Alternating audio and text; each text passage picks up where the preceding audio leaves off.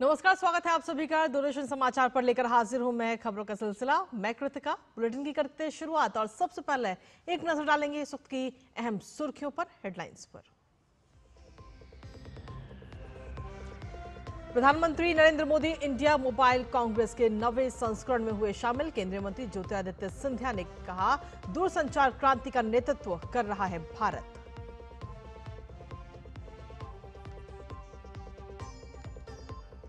मुंबई को आज मिलेगा दूसरा अंतर्राष्ट्रीय एयरपोर्ट। पीएम मोदी नवी मुंबई में नए एयरपोर्ट के पहले चरण का करेंगे उद्घाटन। मुंबई मेट्रो लाइन 3 के अंतिम चरण का भी करेंगे उद्घाटन।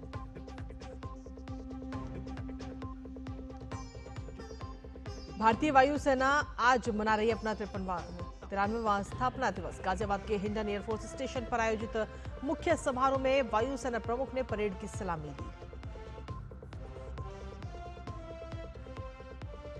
बिहार चुनाव में सीट बंटवारे को लेकर मंथन जारी। पटना में होगी एनडीए की बैठक। दिल्ली में कांग्रेस चुनाव समिति की बैठक में उम्मीदवारों की पहली लिस्ट पर लग सकती है मोहर।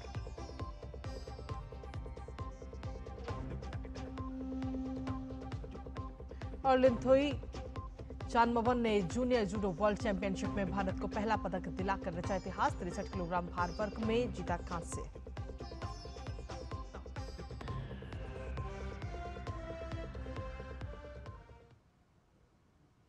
तो ये थी प्रमुख खबरें और अब बात करेंगे खबरों में विस्तार से, जहां प्रधानमंत्री नरेंद्र मोदी आज एशिया के सबसे बड़े दूरसंचार, मीडिया और प्रौद्योगिकी कार्यक्रम इंडिया मोबाइल कांग्रेस के 9वें संस्करण में शामिल हुए।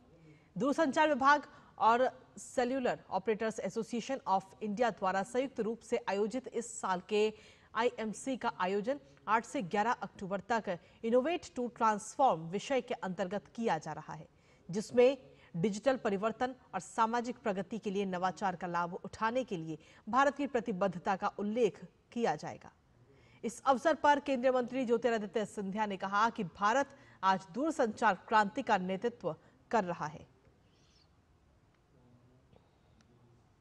India today has become the digital flag bearer of the world. Our mobile data costs have fallen in the last 11 years by 98%. There was a time when a single minute of voice was a luxury, access was an aspiration. But today India is home to 20% of the world's mobile population, 1.2 billion subscribers. We have grown from 60 million internet broadband users in 2014 under Prime Minister's vision to 944 million broadband subscribers today. और वहीं प्रधानमंत्री आज से महाराष्ट्र की 2 दिवसीय यात्रा पर भी रहेंगे। पीएम मोदी आज मुंबई में 19,650 करोड़ रुपए की लागत से निर्मित नवी मुंबई अंतर्राष्ट्रीय हवाई अड्डे के पहले चरण का उद्घाटन करेंगे। इसके अलावा वो मुंबई मेट्रो लाइन 3 के अंतिम चरण का भी उद्घाटन करेंगे। मेट्रो लाइन 3 करीब 37,270 करोड़ रुपए की लागत से बनकर तैयार हुई है। आइए आपको दिखाते हैं ये खास रिपोर्ट।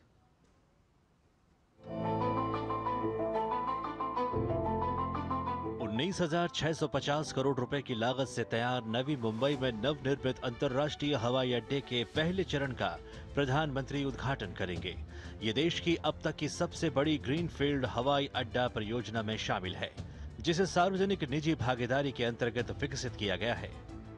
इसके अंदर जो फीचर्स हैं वो हम एविएशन हब बनाने के लिए जो मिनिमम कनेक्ट टाइम होती है, terminal to terminal connectivity, transfer passengers और जो फैसिलिटीज हैं यहाँ पे वो खास हैं। 1160 हेक्टेयर क्षेत्रफल के साथ हवाई अड्डे में एक स्वचालित पीपल मूवर शामिल है, जो एक परिवहन प्रणाली है और सभी 4 यात्री टर्मिनलों को सुचारू अंतर टर्मिनल स्थानांतरण के लिए जोड़ेगी। इसकी वार्षिक क्षमता 9 करोड़ यात्री और 3.25 बिलियन मीट्रिक टन कार्गो को संभालने की होगी। नवी मुंबई इंटरनेशनल एयरपोर्ट, जो कि सिर्फ महाराष्ट्र के लिए बल्कि देश के लिए अगर देखा जाए आने वाले समय में एविएशन का हब बनेगा और साथ ही साथ लॉजिस्टिक के हिसाब से अगर देखा जाए तो कहीं ना कहीं गेम चेंजर प्रोजेक्ट भी होगा। हवाई अड्डे में स्थायी विमानन ईंधन भंडारण, लगभग 47 मेगावाट और सौर ऊर्जा उत्पादन और पूरे शहर में सार्वजनिक संपर्क के लिए ईवी बस सेवाएं उपलब्ध होंगी। ये देश का पहला हवाई अड्डा भी होगा जो वाटर टैक्सी से जुड़ा होगा। प्रधानमंत्री मुंबई के सार्वजनिक परिवहन को सुगम और सुरक्षित और रफ्तार देने वाली परियोजना मेट्रो लाइन 3 के अंतिम चरण 2B का उद्घाटन करेंगी।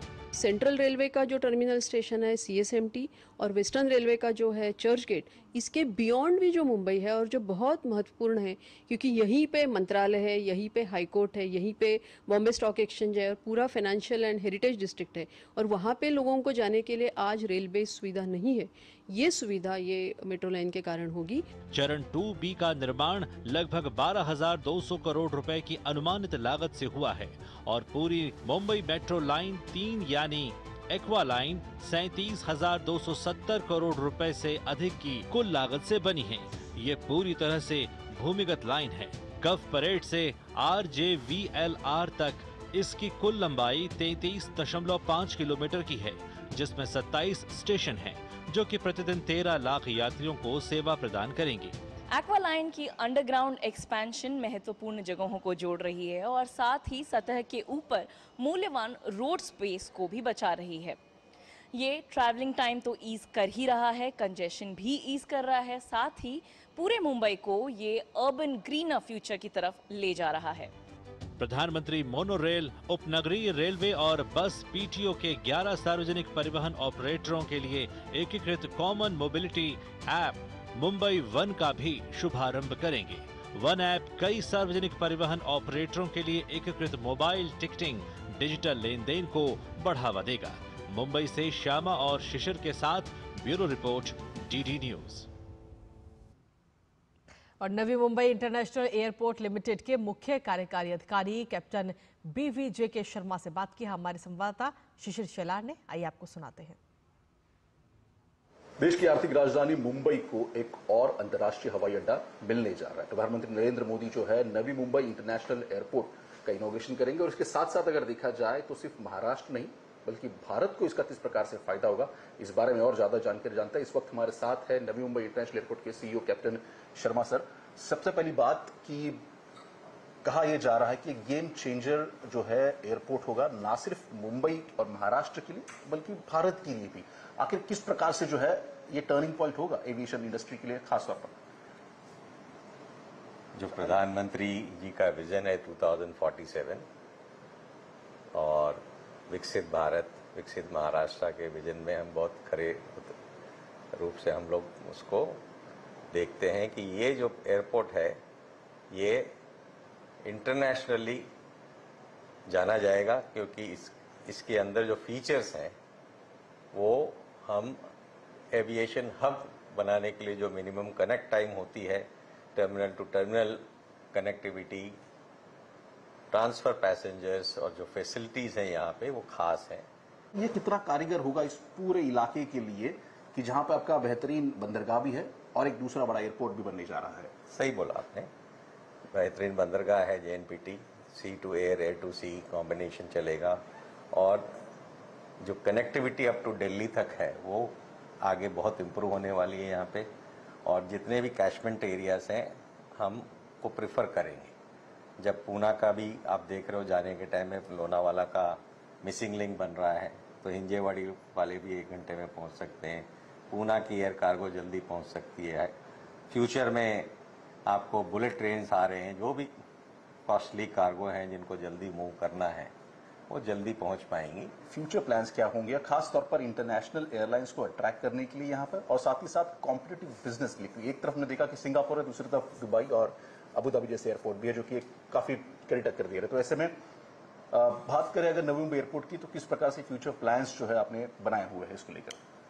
देखिए, पहले मुंबई दिल्ली से आगे था, फिर मुंबई की लिमिटेशन आ गई और दिल्ली की ट्रैफिक बढ़ गई। ईस्ट वेस्ट के जो फ्लाइंग जोन में मुंबई एक नेचुरल हब है। उस हब की जो फैसिलिटीज चाहिए वो हम बनाने जा रहे हैं। खासतौर पर कनेक्टिविटी की बात करें तो नवी मुंबई इंटरनेशनल एयरपोर्ट जो कि सिर्फ महाराष्ट्र के लिए बल्कि देश के लिए भी अगर देखा जाए आने वाले समय में एक एविएशन का हब बनेगा और साथ ही साथ लॉजिस्टिक के हिसाब से अगर देखा जाए तो कहीं ना कहीं एक गेम चेंजर प्रोजेक्ट भी होगा, जिसकी शुरुआत जो है, जिसका शिलान्यास जो है प्रधानमंत्री ने किया था और अब जिसकी शुरुआत स्वयं प्रधानमंत्री करेंगे। शिवशिला, डीडी न्यूज, नवी मुंबई।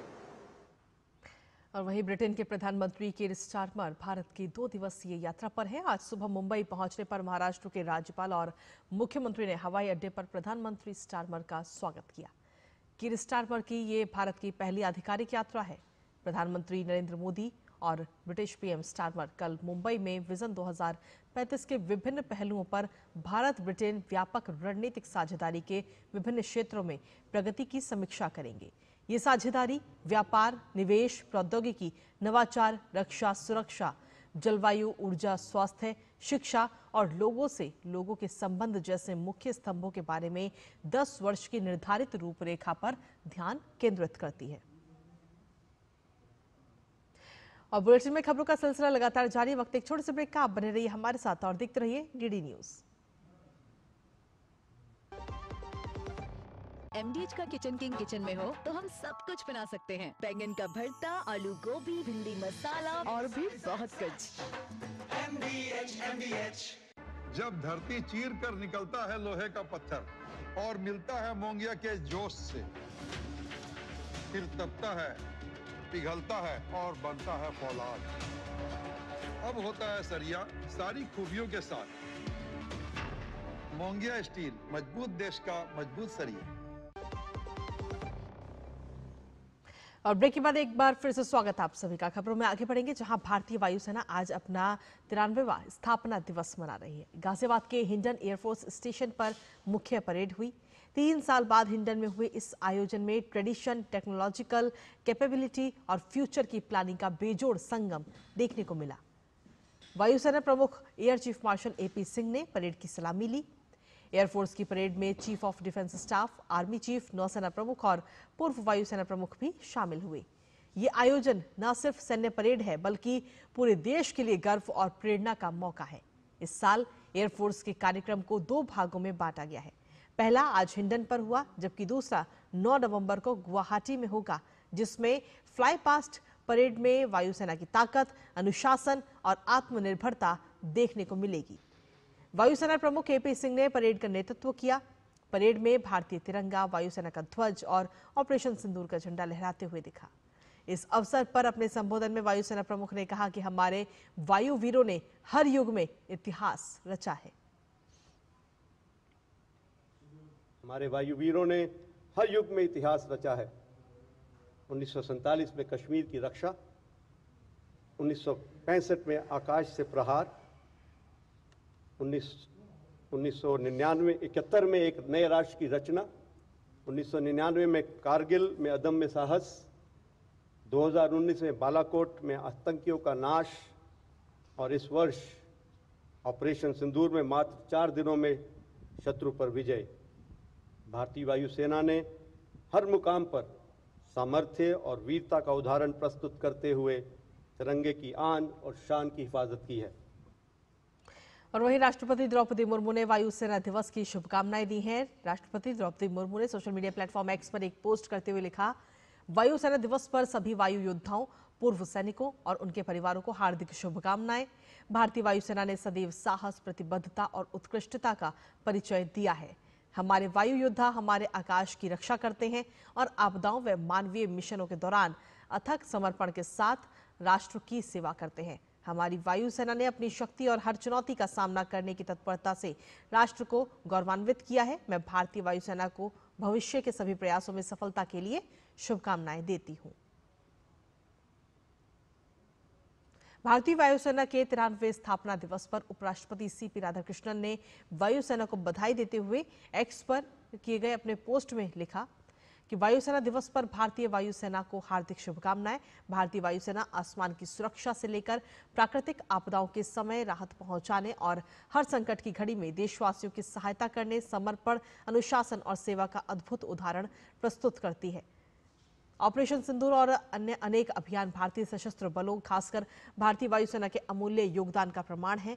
मैं हमारे वीर वायु योद्धाओं को उनके पेशेवर कौशल, साहस और अटूट निष्ठा के लिए हृदय से धन्यवाद देता हूं। मेरी यही कामना है कि भारतीय वायुसेना निरंतर नई ऊंचाइयां हासिल करे और हर मिशन में शानदार सफलता प्राप्त करे।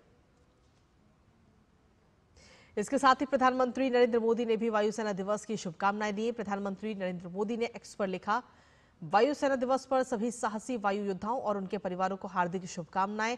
भारतीय वायुसेना वीरता, अनुशासन और सटीकता की प्रतिमूर्ति है। उन्होंने हमारे आकाश की सुरक्षा में अत्यंत चुनौतीपूर्ण परिस्थितियों में भी महत्वपूर्ण भूमिका निभाई है। प्राकृतिक आपदाओं के दौरान भी उनकी भूमिका अत्यंत सराहनीय रही है। उनकी प्रतिबद्धता, व्यावसायिकता और अदम्य साहस पर प्रत्येक भारतीय को गर्व है। साथ ही गृह मंत्री अमित शाह ने भारतीय वायुसेना दिवस की शुभकामनाएं दी। उन्होंने एक्स पर पोस्ट करते हुए लिखा कि भारतीय वायुसेना दिवस पर हमारे आकाश के रक्षकों को हार्दिक शुभकामनाएं। इस बल का नाम ही भारतीयों के हृदय में अपार गौरव का संचार करता है, चाहे राष्ट्रीय सुरक्षा का भार उठाना हो या प्राकृतिक आपदाओं के दौरान जान बचाना हो। भारतीय वायुसेना अपने अदम्य साहस और अटूट देशभक्ति के साथ सदैव खड़ी रहती है। इस दिन मैं इस बल के उन शहीदों को अपनी भावभीनी श्रद्धांजलि अर्पित करता हूं, जिन्होंने राष्ट्र के लिए अपना सर्वोच्च बलिदान दिया।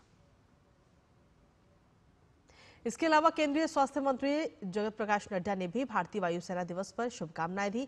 उन्होंने सोशल मीडिया पर प्लेटफॉर्म एक्स पर पोस्ट करते हुए लिखा, भारतीय वायुसेना दिवस पर हमारे सभी वायुसेना कर्मियों और उनके परिवारों को हार्दिक शुभकामनाएं।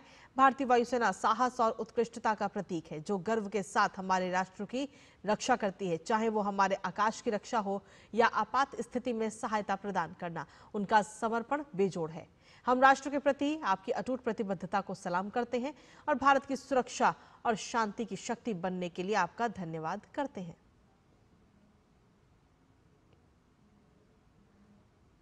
और इसी के साथ चलिए अब खबरों में आगे बढ़ते हैं, जहां बिहार में चुनाव की तारीखों की घोषणा के बाद अब सीटों के बंटवारे पर पार्टियों के बीच मंथन हो रहा है। पार्टी के नेताओं की मांग ऐसी है कि सबको सुलझाया जा रहा है और साथ ही यही कारण है कि ना तो एनडीए और ना ही महागठबंधन ने अभी तक सीट बंटवारे को लेकर आधिकारिक रूप से कोई घोषणा नहीं की है। सीट बंटवारे को लेकर एनडीए गठबंधन में शामिल दलों के बीच दिल्ली से लेकर पटना तक सियासी गहमागहमी जारी है। दिल्ली में एनडीए के शीर्ष नेताओं के बीच कई दौर की बैठकों के बाद आज पटना में सभी सहयोगी दलों की एक अहम बैठक बुलाई गई है। इस बैठक में BJP, JDU, LJP Ramvilas, HAM और अन्य घटक दलों के नेता शामिल होंगे। सूत्रों की माने तो सीटों को लेकर खींचतान अब अपने निर्णायक मोड़ पर है। सबसे ज्यादा चर्चा एचएएम पार्टी के मुखिया और केंद्रीय मंत्री जीतन राम मांझी को लेकर है। बताया जा रहा है कि मांझी मौजूदा ऑफर से खासे नाराज हैं। वो 15 से 18 सीटों की मांग पर अड़े हैं, जबकि बीजेपी उन्हें केवल 7 से 8 सीट देने पर विचार कर रही है। मांझी की नाराजगी को दूर करने के लिए बीजेपी के वरिष्ठ नेता लगातार संवाद साध रहे हैं और इसी बीच अपने मंत्रालय के कामकाज की समीक्षा के लिए जीतन राम मांझी असम दौरे के लिए रवाना भी हो गए हैं। अब वो 10 अक्टूबर के बाद लौटेंगे। तो वहीं आरएलएसपी प्रमुख उपेंद्र कुशवाहा भी अपनी 15 सीटों की डिमांड पर कायम है। सूत्रों के मुताबिक बीजेपी और जेडीयू के बीच 103 सीटों पर चुनाव लड़ने का प्रारंभिक समझौता बन चुका है, लेकिन बाकी छोटी पार्टियों को लेकर असमंजस बरकरार है।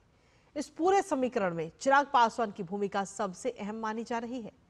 चिराग पासवान 40 से 50 सीटों की मांग कर रहे हैं, जबकि बीजेपी उन्हें सिर्फ 20 सीटों पर ही तैयार दिख रही है। सूत्र बताते हैं कि अगर चिराग इस प्रस्ताव को नहीं मानते तो उन्हें एक विधान परिषद और एक राज्यसभा सीट का ऑफर भी दिया जा सकता है।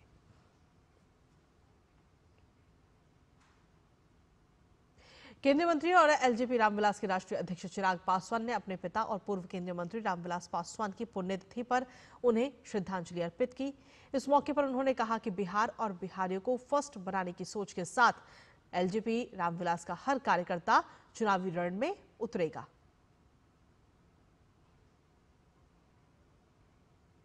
आज पुनः मेरे नेता की ये पुण्यतिथि हर लोक जनशक्ति पार्टी रामविलास के कार्यकर्ता के लिए एक संकल्प दिवस के तौर पर है, जहां उनके सपनों के बिहार को बनाना हमारा लक्ष्य है।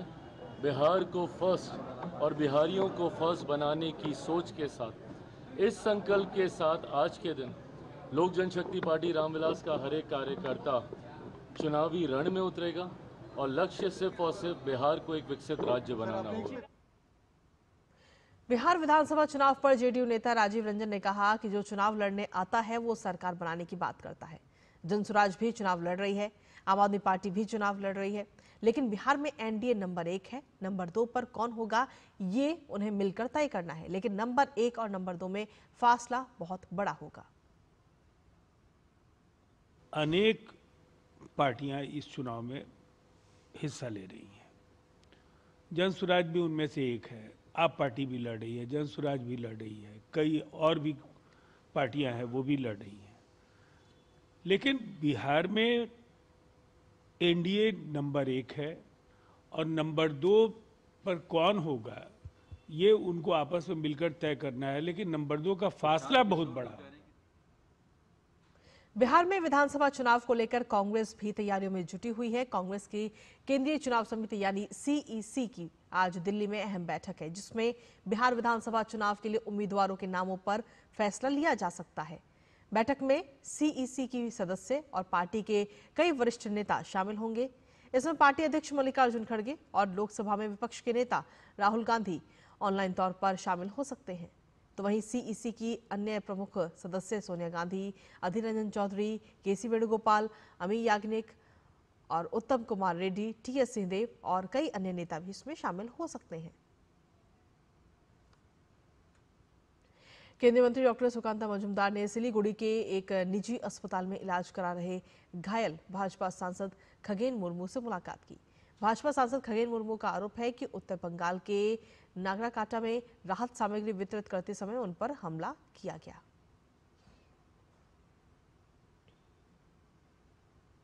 भाजपा नेता दिलीप घोष ने कहा कि पूरी दुनिया देख रही है कि बंगाल में क्या हो रहा है। जनप्रतिनिधि लोगों से मिलने और उन्हें राहत सामग्री देने गए थे, मारपीट करने नहीं। विधायक भी मौजूद थे। खगेन मुर्मू और शंकर घोष पर हमला करना बेहद शर्मनाक है। अब ममता बनर्जी उन्हें देखने जा रही हैं। आप किस मुंह से उन्हें देखने जा रही हैं? आप सुरक्षा नहीं दे पाती और संविधान की बात करती हैं।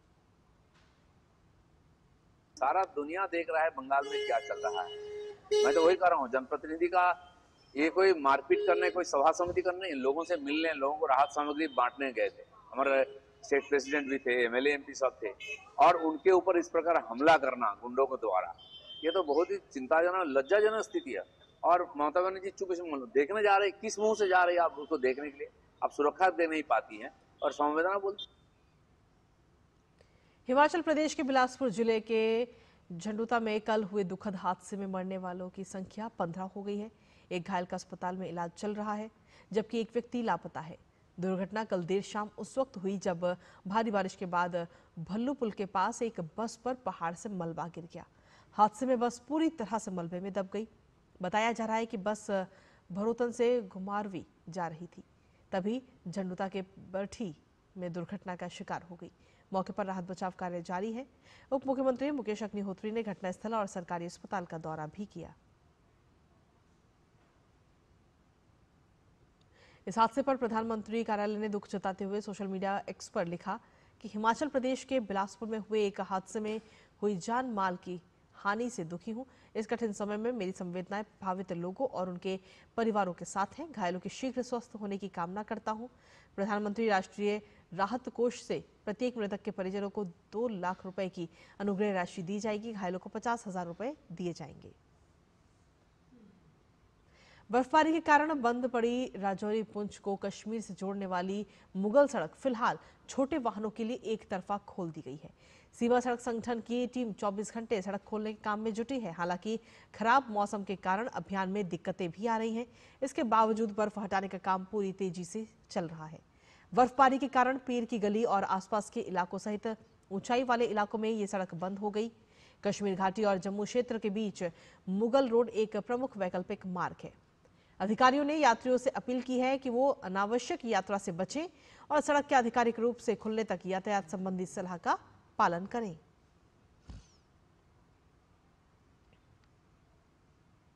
वहीं जम्मू कश्मीर के कटरा में खराब मौसम के कारण 3 दिनों के बाद वैष्णो देवी यात्रा एक बार फिर से शुरू हो गई है।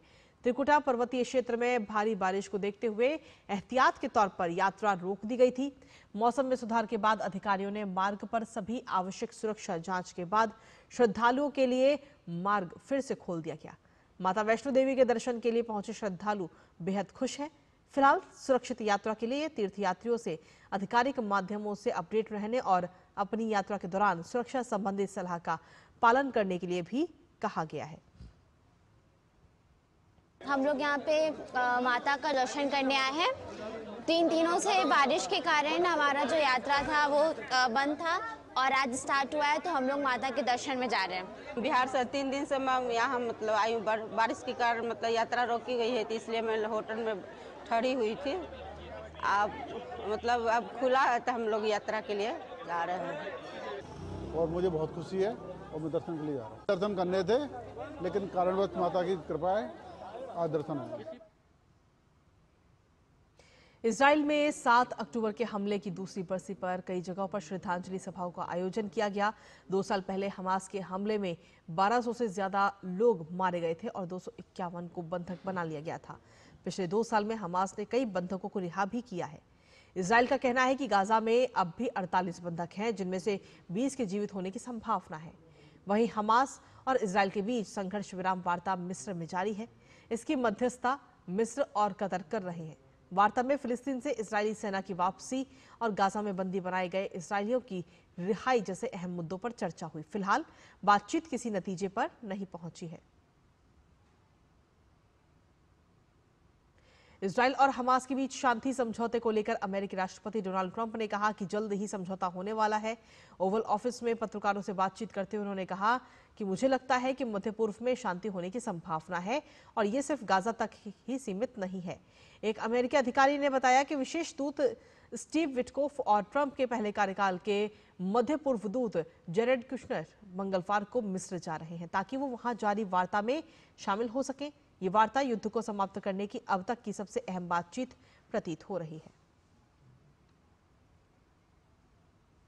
जूडो खिलाड़ी लिंथोई चनम्बम ने इतिहास रचते हुए भारत के लिए जूडो जूनियर विश्व चैंपियनशिप में कांस्य पदक हासिल किया। ये प्रतियोगिता के इतिहास में भारत का पहला पदक है। 19 वर्षीय लिंथोई ने लीमा पेरू में आयोजित प्रतियोगिता में महिलाओं के 63 किलो भार वर्ग में नीदरलैंड्स की जोनी गेरेन को हराकर कांस्य पदक हासिल किया। और इसी के साथ फिलहाल मेरे साथ इस बुलेटिन में इतना ही। नमस्कार।